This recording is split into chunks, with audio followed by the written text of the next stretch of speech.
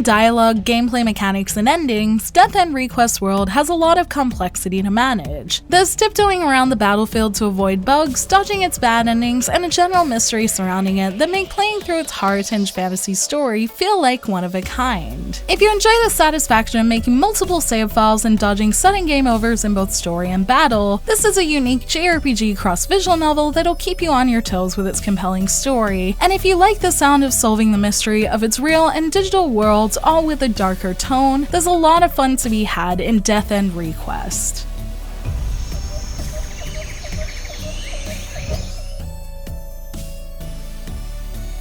Death End Request's story begins with a girl called Sheena, who awakens missing her memories, wearing an outfit consisting of glowing spider legs that she doesn't remember putting on, and in a house that feels familiar, but she's unsure why. This house and world are in fact inside World's Odyssey, a VR MMORPG that Sheena was the director of. However, she's been missing in the real world for 1 year. Her friend and the game's programmer Arata enters the world via a bear avatar to help Sheena log out, only to find that this function has been disabled,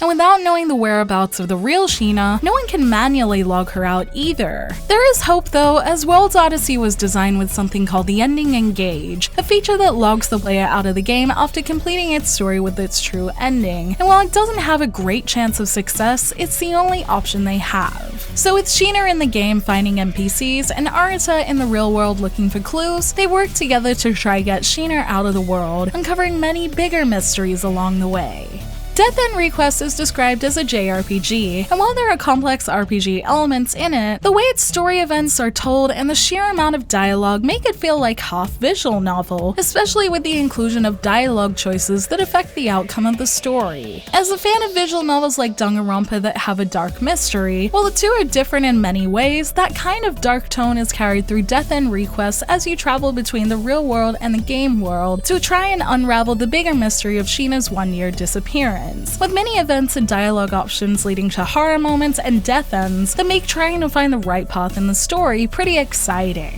Characters all have unique personalities to keep things enjoyable too, and while I didn't necessarily leave with a character I was in love with, they all added something to the story, and partnered with all the well-written dialogue, both voiced and unvoiced, it's an enjoyable story to go through if you're a fan of story-heavy experiences, and don't mind having your gameplay interrupted by these big visual novel-style story moments.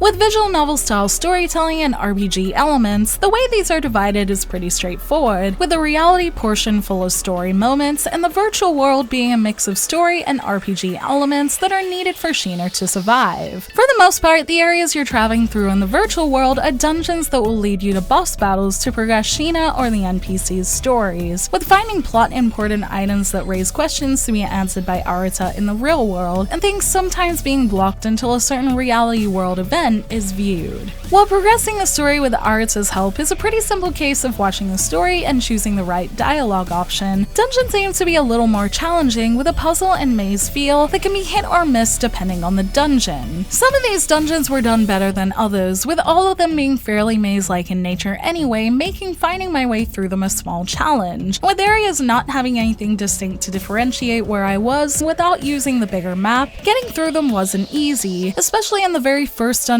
that involved a lot of doors that varied between ones you could open and ones that seemed like they were just for show until a later visit. The dungeons that Death End Request seemed to do best were ones featuring a more obvious gimmick, like moving ship cranes to open new paths or following warp doors, as they usually added something new to the visual that gave a hint towards the solution. I did enjoy the ideas in the dungeons though, especially the interesting process of finding things in the game, going to the real world and then finding some kind of code, and mystery being where things felt best. So while dungeons weren't always perfect, the better ones usually felt satisfying in the way they grew the story.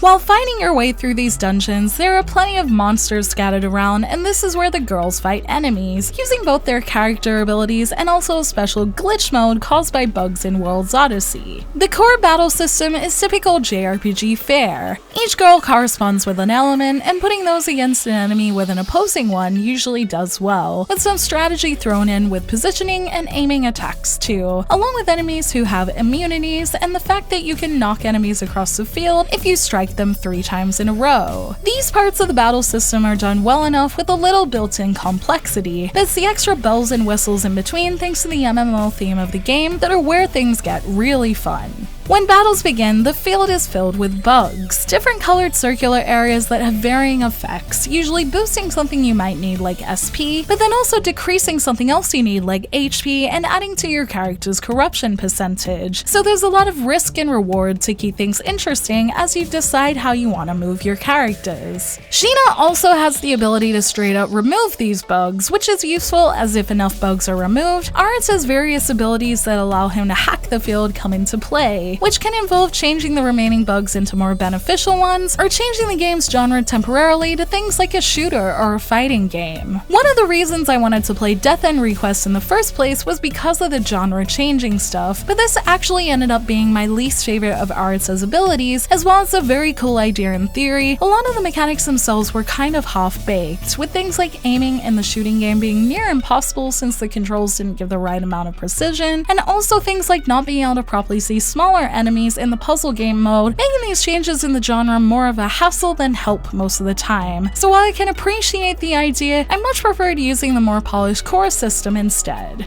The ability I ended up using the most from Aritsa was his summoning skill, where he can summon previous bosses that act both as an extra party member and also usually give a field effect of healing or raising stats. And this usually worked out nicely, as by the time I had removed a lot of the bugs and dealt with their more negative side effects, a quick boost in HP and an extra party member was always appreciated. And if these features weren't enough to keep battles engaging, when a character's corruption level hits 80% through stepping on too many bugs or taking too much damage, they entered a powered up form called Glitch Mode, complete with a flashy transformation sequence, powerful attack, and some fan service. How often you see these sequences depends on how often you walk into bugs, and it was only towards the late game I started seeing these more often since I had more SP to recover. But towards the start of the game, it was always exciting to see them and their powerful attacks, as they're just as strong as their flashy animation sequences would suggest. And their inclusion completed the system well as a break from the usual aiming and strategizing. With Glitch Mode, Aritsa's abilities, and bugs to put a lot of variety into the system, battles never felt boring, and I enjoyed mastering the different techniques and characters battle by battle while having so many unique ideas at my disposal.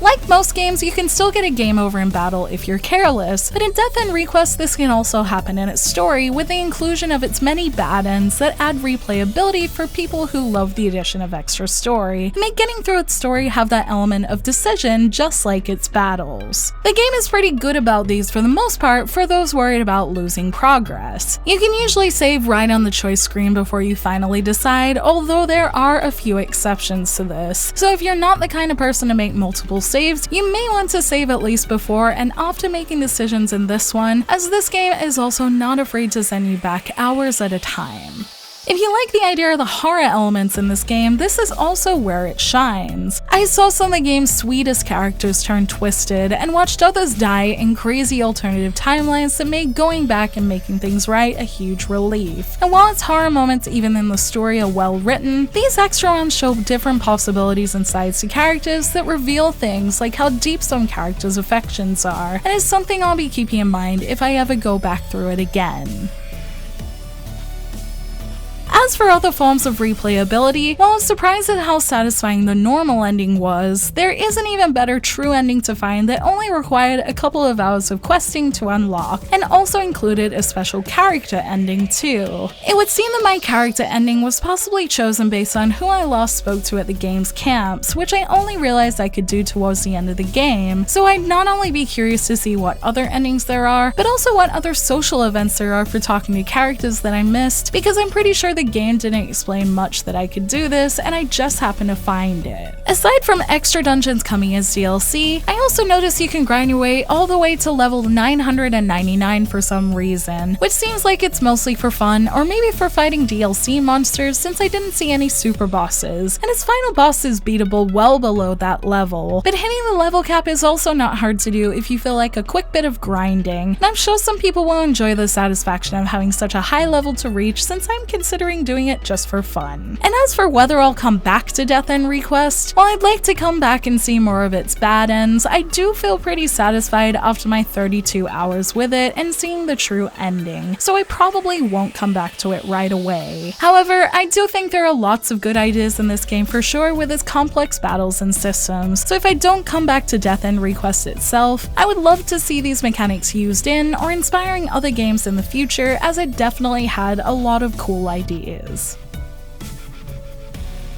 Death End Request is full of a lot of unique concepts, and while it doesn't do everything perfectly, its great battle system and compelling story still make it a lot of fun. Its mysteries and intense bad end moments kept me scrambling my way back to try and fix things, and the good writing in the story in general will likely appeal to visual novel fans looking for something with more gameplay, or fans of JRPGs who don't mind something that requires a bit more reading. On top of this, transforming through glitches and dodging and managing bugs was cool to play with as well, and I'll definitely look back at my time in its unique tactical battles fondly, and would love to see more games using systems like these together so well, because these ones were a lot of fun. Overall, if you can look past its few imperfections, there's a good world and story to experience in Death End Request, and the unique direction with good writing and execution in its story is something I'm glad I took the time to experience. Thank you for watching this video. Let me know in the comments below if you plan to try Death End Request, and if you already have, what did you think of it? You can like and share this video if you enjoyed it, subscribe to my channel for more JRPG content like this, and ring that bell to get notifications on whenever I post so you don't miss a thing. You can check out more videos here, or you can check out the blog at jrpgjungle.com, and you can find me on social media on Twitter, Facebook, and Instagram, all at jrpgjungle. Links to those will be in the description below, along with links to where you can pick up Death End Request. Until next time, thank you, bye!